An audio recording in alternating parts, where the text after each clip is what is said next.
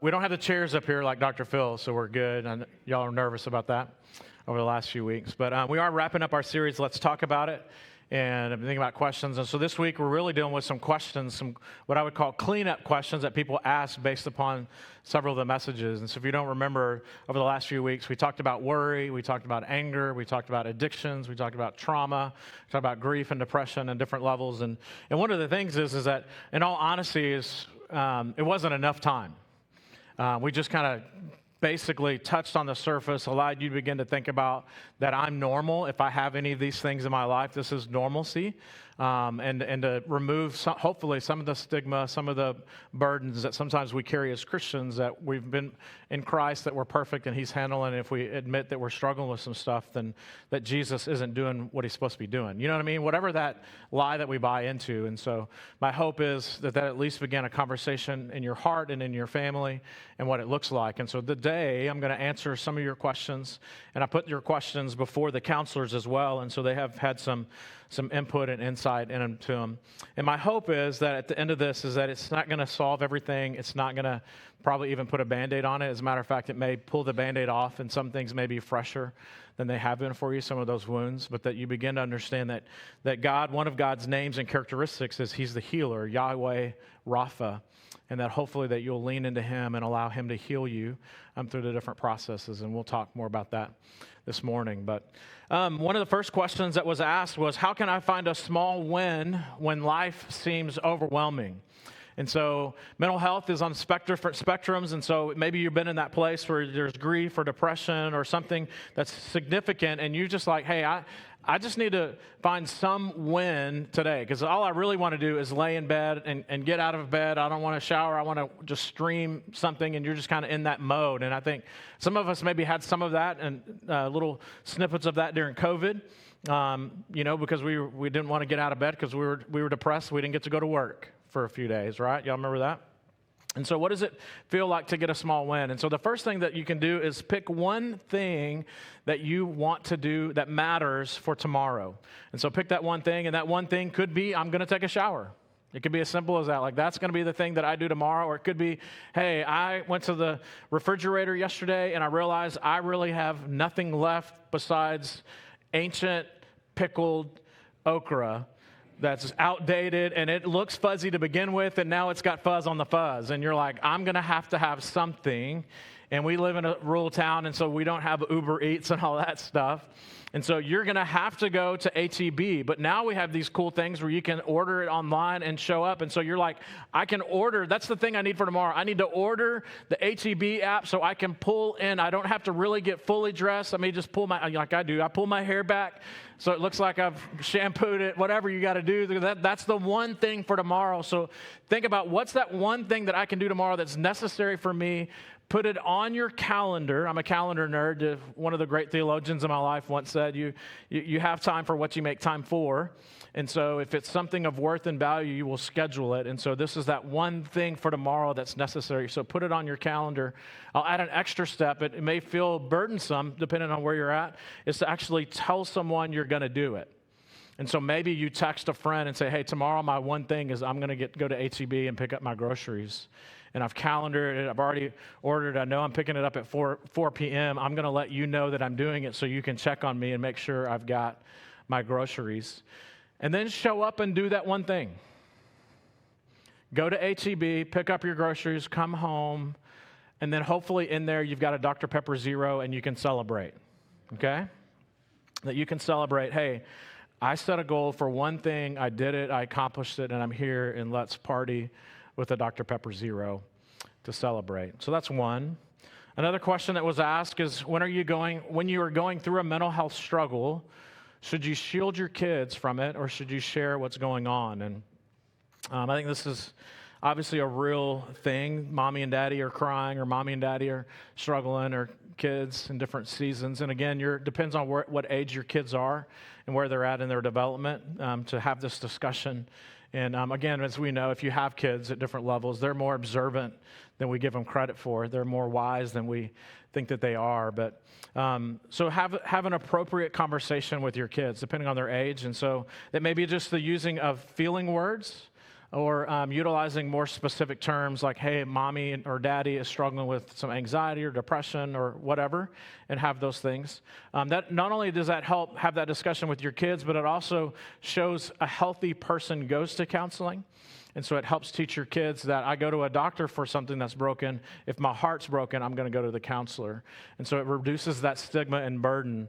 And we'll talk about what that looks like even in a small town. But it helps your kids even begin to put words. I know several of the counselors have talked about this, that sometimes kids don't even have words to express what they're feeling.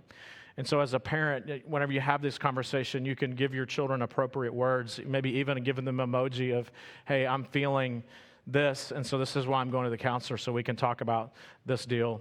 It helps them do that because we all have mental health, emotional health is a normal part of life. It's just a matter of where we are on the spectrum in this season. We all have seasons of sadness. We all have seasons of joy. We have seasons of anger and frustration.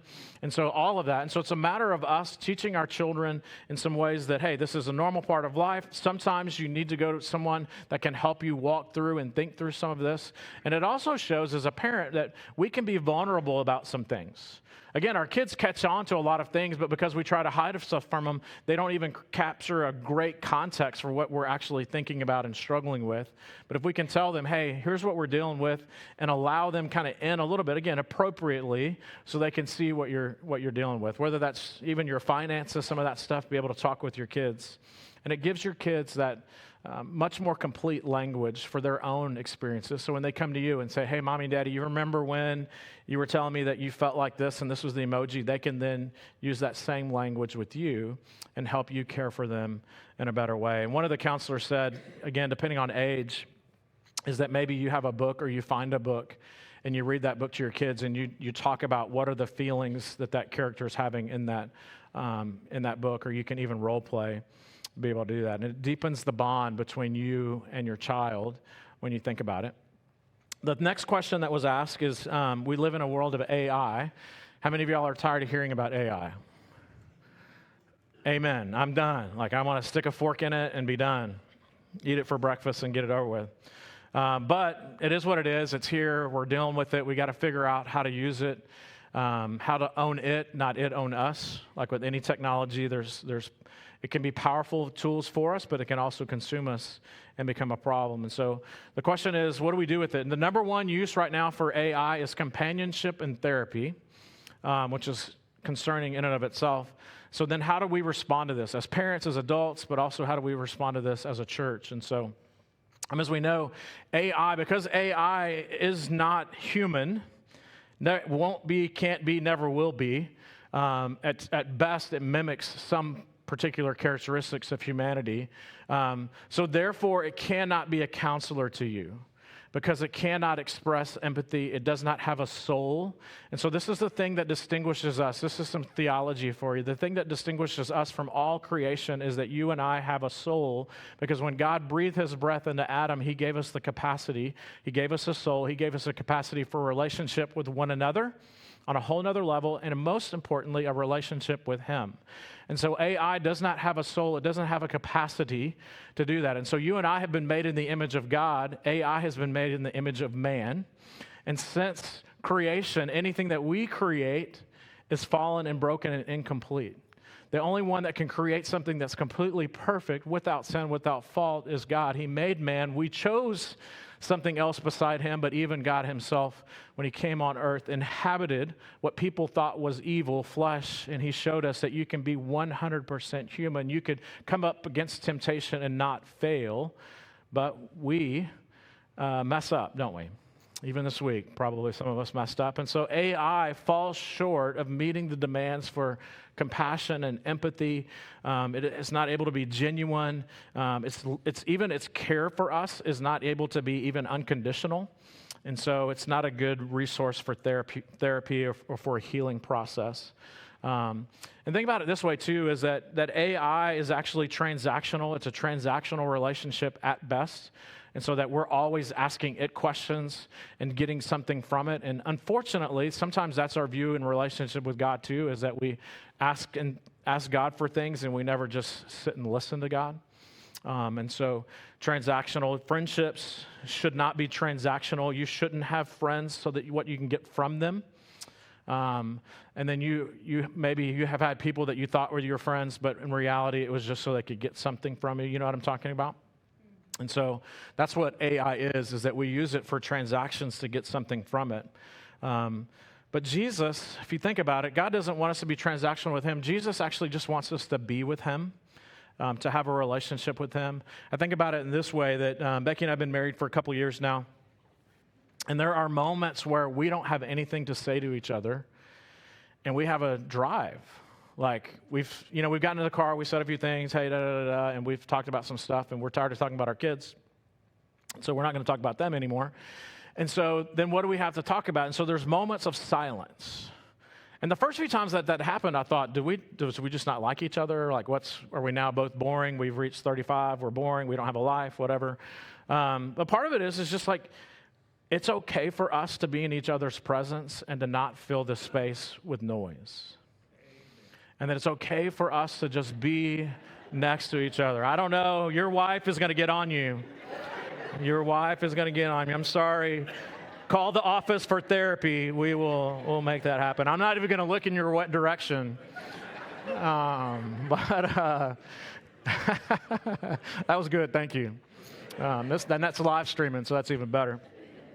But there are moments where we'll be, just even a short trip to Brenham, there may be this like 5 to 10 minutes and it's just silence. And so that's the moments where I don't really like silence for too long. And so sometimes I'll just kind of look over and I'm like, well, what are you thinking about?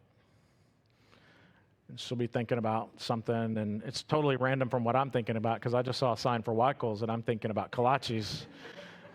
She's thinking about deep things, and I'm like, whoa, your spaghetti of your brain is working, mine's not. I've shut that box for this ride.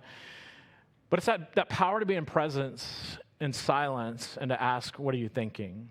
And I think that that's something that we're missing, not only in our relationship with each other, but most importantly in our relationship with God.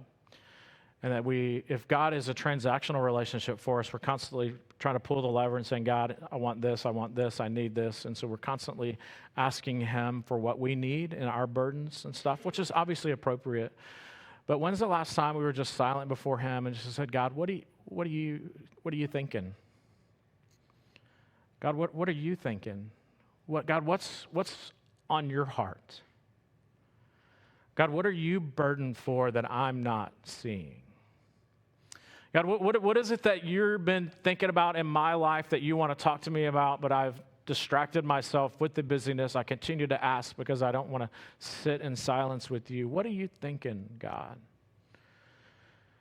And that's the difference, I think, for us, is that we live in a world where most of our relationships, unfortunately, are transactional.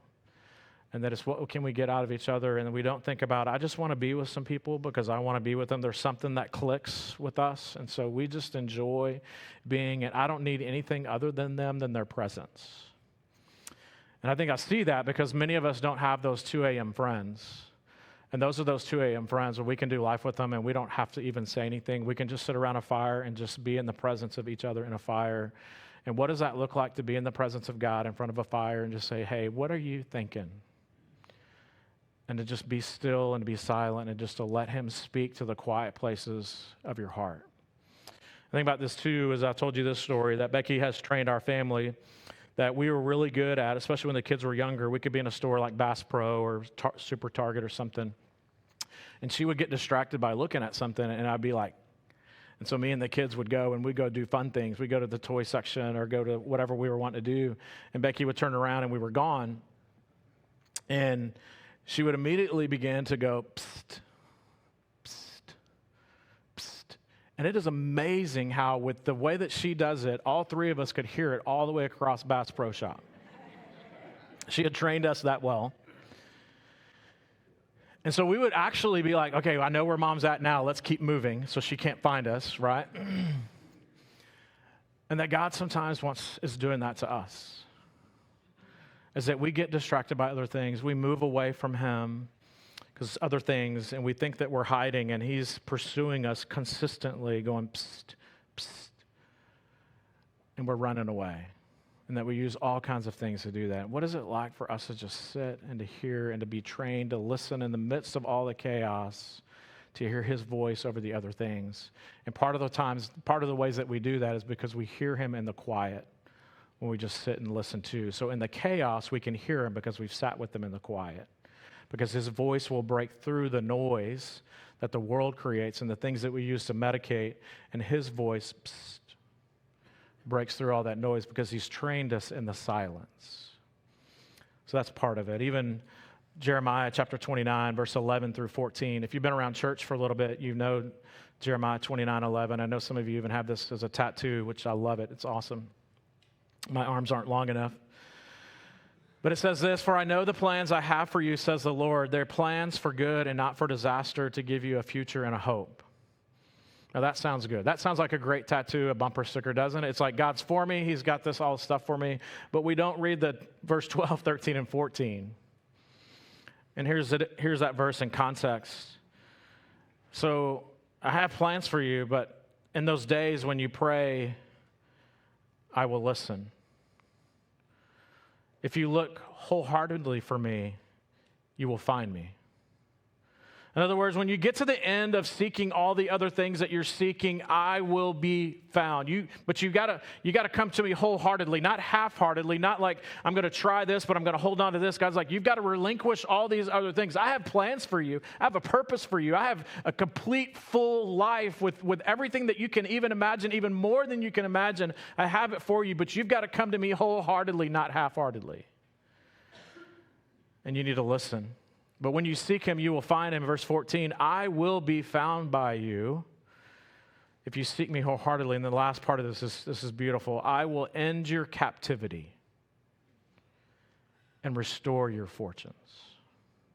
In other words, he caps it. Like, I have plans for you to prosper you, and I will remove you from captivity and fortunes, but you need to sit and pray, and you need to seek me wholeheartedly. If you don't do those things, then you're going to continue to find that you're going to continue to be lost because you can't find and hear my voice amidst the chaos.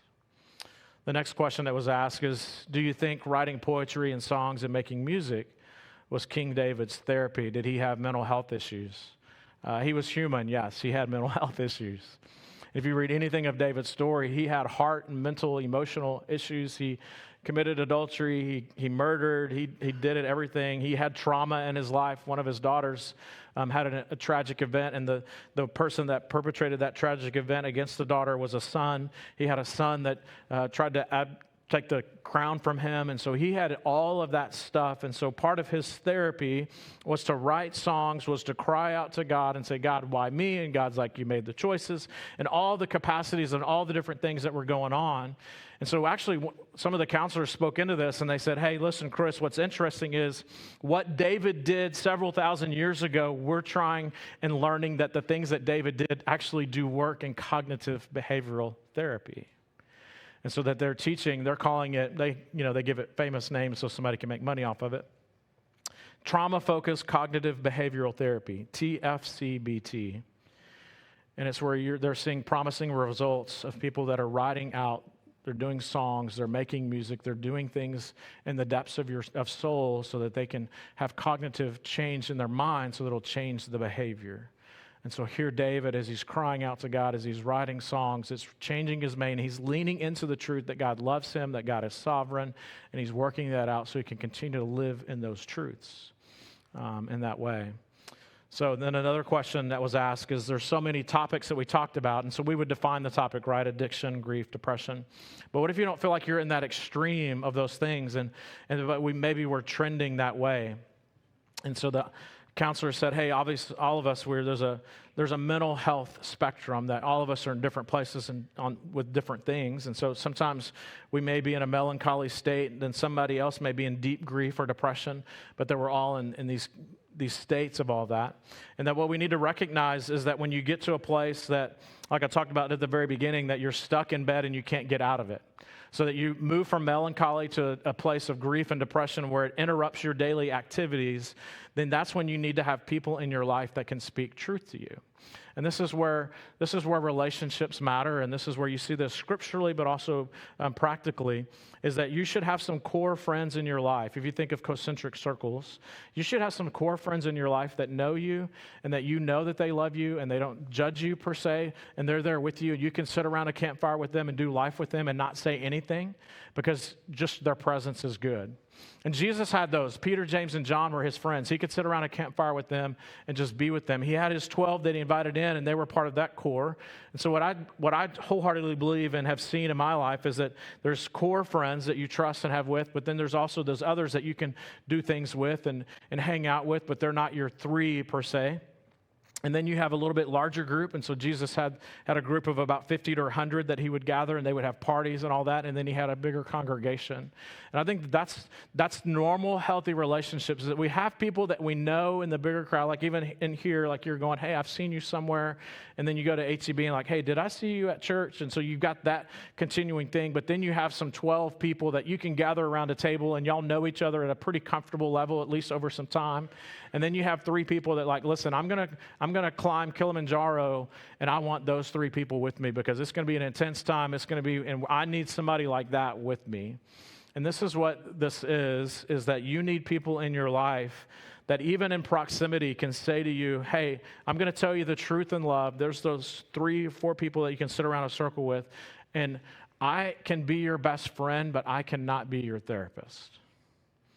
And so that you need some people that can tell you that in a loving way, and that you don't see it as judgment, but say, hey, you need to go a little bit further than a best friend. You need someone that can speak truth into your life, that has the education and skills and all of that to be able to do that. Because there's going to be some things even a therapist needs to tell us that our best friend may not have the courage to do for fear of losing a friendship, because that's the human component. And so what does it look like? And so if somebody's schedule begins to get interrupted and you have some friends like that, speak in. But proximity of a relationship matters. This is why sometimes the church is considered hypocritical or judgmental, is because we speak into things, into people's life, and we don't have a relationship with them. And so we don't really know them, and so that it comes across judgmental, and it is, but it comes across judgmental, then comes across hateful instead of loving, because we don't have the proximity of relationship. So that leads us into the next one, is what about this counselor-client relationship, especially in a small town? How can we remove the stigma and burden? And so I've had this question of like, Pastor Chris, like I'm really afraid that if I call the church and I get a counselor and I see that counselor and we have a couple of times and all of a sudden I might see it at HEB while I'm getting my post-toasties, and they're going to come up and go, hey, how's that addiction problem going? And I'm like, well, number one, that doesn't work that way. I was like, so let's forget that. Like, so they have an ethical code. They have an ethical standard, just the same way that if you come to me and say, hey, I'm struggling with something, I'm not going to meet you back there by the cottage cheese and say, man, this cottage cheese kind of reminds me of your life. Kind of runny a little bit, lumpy. Nobody really wants it, but you got to eat it because it's healthy with your fruit. You know what I mean? Like, we're not going to have those conversations. And so an ethical relationship with a pastor or a counselor is kind of the same, is that in a small town that you may see the counselor, but when you go to HEB or Walmart or wherever you're at, they see you, they probably won't even, or they should not even acknowledge that they know you in any capacity other than if you say hi to them and they'll say hi to you. And that's been true time and time again. And so they're not gonna dig into that. Part of it for us is to get past that, our own pride and our own ego of someone knowing us, truly knowing us, and looking at us and seeing us still as a human, as a person of God. And again, as we talk about it here, no perfect people are allowed. That's us. And so it's not going to shock anyone, but to be able to go in there. But part of the deal too is if you find a counselor, and as we give you counselors, and you call in and you say, hey, this is kind of what I'm struggling with or whatever, we'll say, okay, this person is best for you because they specialize in X, whether that's divorce, marriage counseling, addictions, trauma, all those different things. God gives everyone a passion and empathy for certain things, and so they move in to those things. And so if they don't deal with substance abuse, they won't see you. They will put you off and give you to someone else that can help you in that capacity. The counselor-client relationship is different, and the counselors, joked about it. And it's in that moment of like, hey, listen, I'm your counselor, I'm not your friend. And so there's that line of like, here's someone that you can talk to and share some things with, but they're not your friend, so they're not. It's a little bit different because of the ethical code in that way. And so it is hard. It can be hard in a small town. And so we even we hide where the openings to the building are for counseling and where your car's at, and so people won't even know that you're here for counseling. So we try to work really hard to provide anonymity in that. Some books to think about, to read. One of them, we've talked about several different sessions. We talked about this one book called The Body Keeps the Score. It's a deeper book than normal, but it does talk about how you can feel grief, you can feel depression, you can feel some of these things coming on. And that's why I've come to this place where I believe that grief and depression in particular are much like a roller coaster, but also like an elevator that just drops without notice.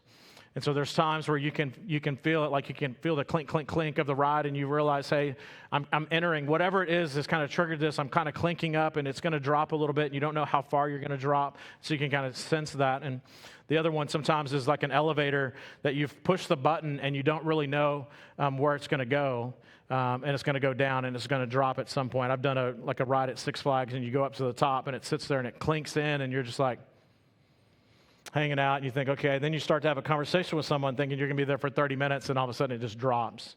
And grief and depression does that. And part of that is because there's triggers for us. You never know. Like I told you, that every time I think of an Otter Pop, I think of my Meemaw. Every time I see Rolaids, I think of my Pawpaw. And there's different things. So you may see a sign, you may have a smell, there may be something that triggers something. And grief will always be with us. This is the other part, is we don't get through or get over grief. We're always in some stage of grief because we've lost something or someone of worth and value. So it's always missing. And so you may lose a spouse, you may lose a child, you may lose a friend, you may lose a parent. And so they're always gone. And so they won't be around the table again. So there will be moments where you're reminded of the greatness of the loss and what they meant to you. And so that's always there. But the proximity from the event, hopefully over time, doesn't lessen the pain, but you're able to understand it and begin to move further into it and move into what a new normal is. Grief is never to be gotten through, but it's to be walked in and to see where God's going to take us on the other side. Another book is The Anxious Generation. If you're a parent of any kid under the age of 0, you need to read it. It deals particularly with how cell phones, smartphones, all that stuff, internet has created anxiety among our kids and ourselves as well. Another one is Beautiful People Don't Just Happen by Scott Sauls. It's a great book, quick read. Soul Repair, talking about how we are, as we believe as Christians, that our soul is a part of this whole thing, and what does it look like for your soul to be repaired through the mental health process. Depression, my favorite book on depression. I don't know how those two things go together, but my favorite book on depression is by Edward Welch, and it's called Depression Looking Up from the Stubborn Darkness. It's a pretty thick book. And then if you're not into thick books, or tough books, one by a good pastor, old pastor, Charles Swindoll, wrote a book a few years ago called Getting Through the Tough Stuff. And he leans into that. And so those are some books. If you didn't get those, email me and I'll send you an Amazon link through me so I can make some money off of you. No, I'm kidding. I don't do that yet, but that's a good idea. I may start doing that. So here's the deal. We come into the world as babies screaming. Even the mom in that moment is screaming. It's pain and joy all mixed together in that moment. I mean, even that's part of the curse, is that pain. Childbearing is painful, but then I don't know how long it is, if it's an hour or if it's days, and moms forget the pain of the childbirth and say, I want to have another one. That feels weird, but how can there be joy in the pain? But from birth to our final breath, our constant companion is pain and suffering. And so our tendency is, in our humanness, is that we desire to abolish it. And when we can't abolish it, we begin to medicate it, or we do things. And so, but I want you to think about this idea that pain can actually have benefits for us. Physically, we go to the gym and we force pain upon ourselves, and in that pain, you hope that you get another muscle fiber. or you have a little bit less fat. You're doing things, you're putting yourself through a painful process because you want to grow, right?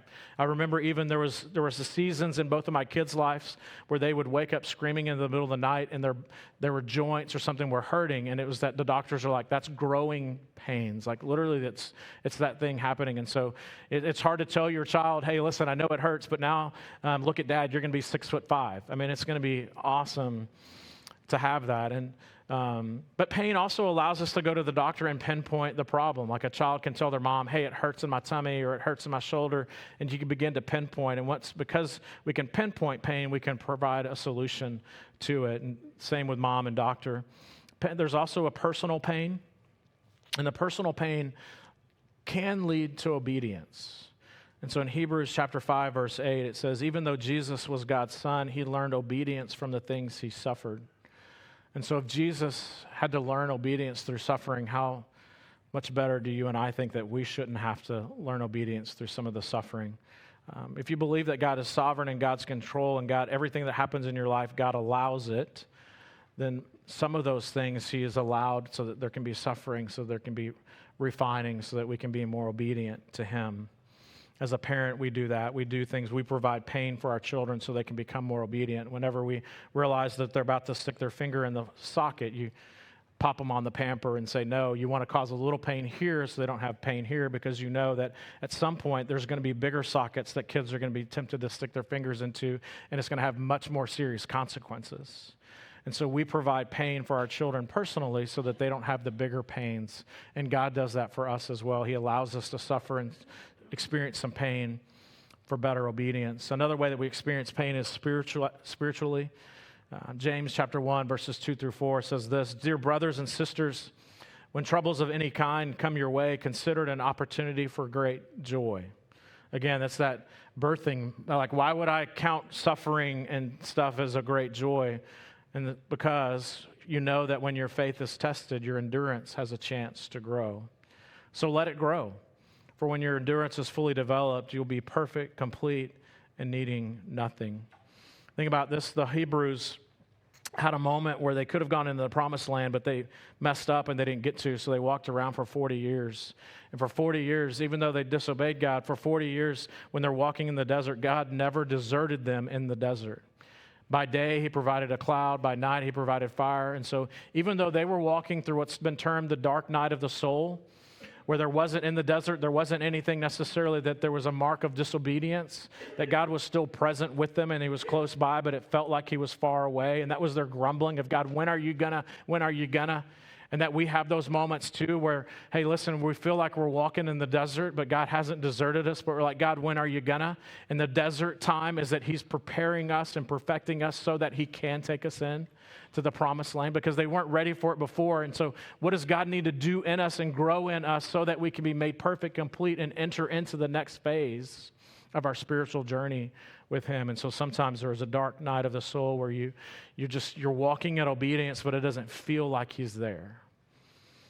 And so one of the things too that I think about is that one of the reasons we feel like he's far away is because we're so distracted. We have so many things that distract us. And again, what is it like to be silent before God? And then also this mental, emotional pain, which isn't sometimes as clear, like what's happening and why it is. And C.S. Lewis penned a great thing. He says this, mental pain is less dramatic than physical pain, but it's more common and also more hard to bear. It is easier to say my tooth is aching than to say my heart is broken. But sometimes, however, because it is broken and because it continues, it persists and the effect is devastating. When I think about that, I think about the mental, emotional struggle. I think about Jesus in the Garden of Gethsemane in Matthew chapter 26.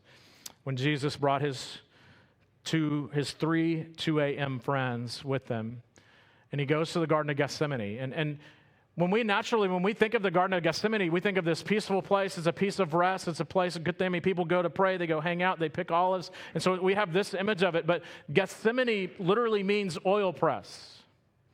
And so Jesus is being pressed out. He's at a place of suffering and anguish, and he goes to the Garden of Gethsemane, the oil press, because he's being pressed out.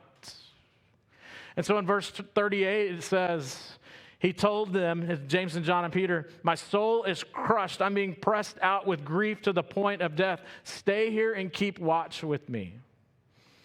And these are those core friends that we need in our life that can go to the places with us, the gardens that maybe in the past have been places of peace, but they're places where our soul is being pressed out with the oil. And we don't know what to do other than to pray and to ask and have people around us. What does it look like to be one of those friends? In the oil press, the first pressing, the oil back in those days, the olive when it was pressed out, the first pressing was an offering to God, so it would be used in the temple and temple alone. The second pressing was a daily need. The third pressing was candles at home. Everything about each pressing, they tried to get everything they could possibly do, and they used it to the point that it was completely done and used up, and every pressing provided something.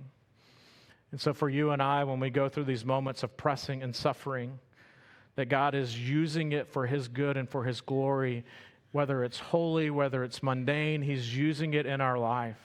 In verse 39, he says he went down a little bit further and he bowed his face to the ground and he said, Father, if it is possible, let this cup of suffering be taken away from me.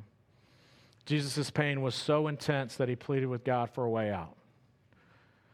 Have we not all been there? God, if there's any other way than to go through this pressing, God, if there's any other way than to walk in this desert, if there's any other way than this. And he reminded, even for Jesus, hey, listen, some things are overwhelming, but I am with you even in this moment. So let me close with this. One of my favorite verses is 1 Peter 5:7. Give all your worries and cares to God, for He cares for you. And I think that's what we need to be reminded of, is that God cares for each one of us. And that if we know that truth and believe that truth and we can live in that truth, then we can give our cares and our worries over to Him, and then we can just be silent. And just say, God, I don't understand, I don't know why, but I'm just going to sit here and I'm going to listen and I'm going to allow you to speak to the dark places of my soul, because I know you care for me. I know you want to heal my broken heart and to restore me and to make me whole. Let's pray together. Dear Heavenly Father, thank you for this morning. Thank you for the chance to think about these things. Father, may you bring grace where we need grace. May you bring mercy where we need mercy. Father, if we're in the midst of being pressed out by the suffering and pain, may we be reminded that you yourself went through that in the Garden of Gethsemane. It's in your Son's name that we pray. Amen. You have opportunities